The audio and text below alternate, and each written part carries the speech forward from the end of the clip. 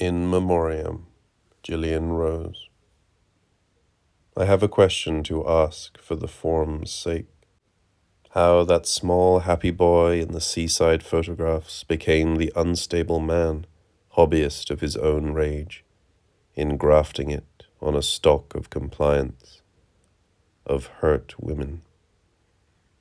You do not need to answer the question or challenge imposture. Whatever the protocol, I should still construe. There is a kind of sanity that hates weddings, but bears an intelligence of grief in its own kind. There are achievements that carry failure on their back, blindness not as embroigle, but unfathomably far-seeing. Recap on words like compassion that I never chanced in your living presence, as empathy and empowerment. I did not blunder into your room with flowers. Despite the correct moves, you would have wiped me in the championship finals of dislike. You might have responded to my question, one will never know.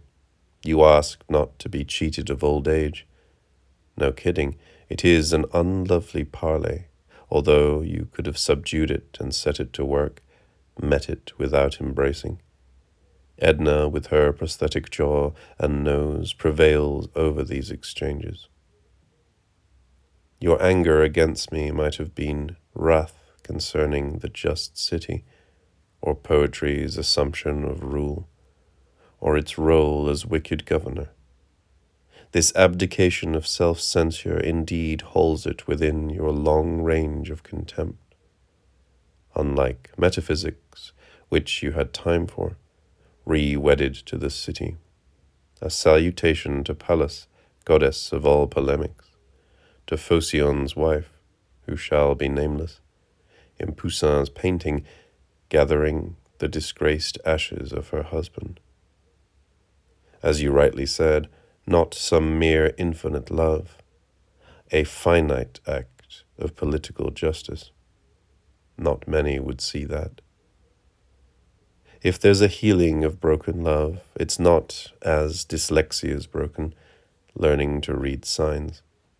In broken love, you read the signs too late, although they are met with everywhere, like postcards of Manet and Monet, Van Gogh's shoes. There are many rites exordinate to the occasion, though you have to choose one and get down to it. It may involve groveling or tearing of garments. The just city is finally of some interest, chiefly in the base senses of curiosity and self-serving, if you understand me. You do, of course, since I am using your three primas. Mourning becomes the law, love's work, paradiso. A good legacy which you should be proud of, except that pride is forever irrelevant where you are now. So it continues, the work, lurching on broken springs, or having to be dug out or jump-started or welded together out of two wrecks, or donated to a good cause, like to the homeless in the city that is not just, has never known justice except sporadically. Solon, Phocion, and they gave him hemlock and burned his body in an unhallowed grave, and his ashes were taken up and smuggled into his own home and buried beneath the hearth. A familiar, rare type of resistance heroine, like that woman, is required by justice. Whether the omens are propitious or unpropitious, the Lysander takes off, heads south. The Maqui line out the chosen ground, the landing strip, with their brave, vulnerable fires. Sometimes the Gestapo are waiting, sometimes not, and she gets clear. But the odds are heavy.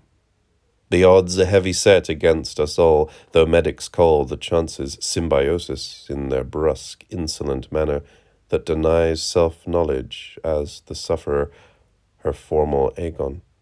That word you chose to use, a standard term but not despicable in context of love's work.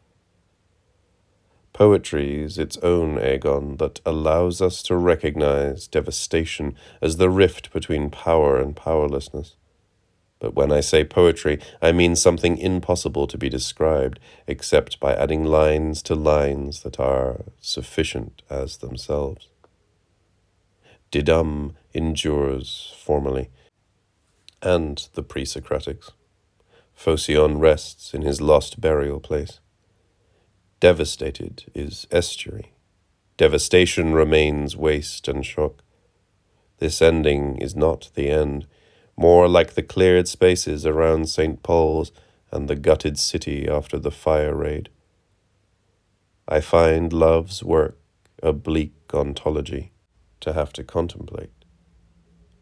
It may be all we have.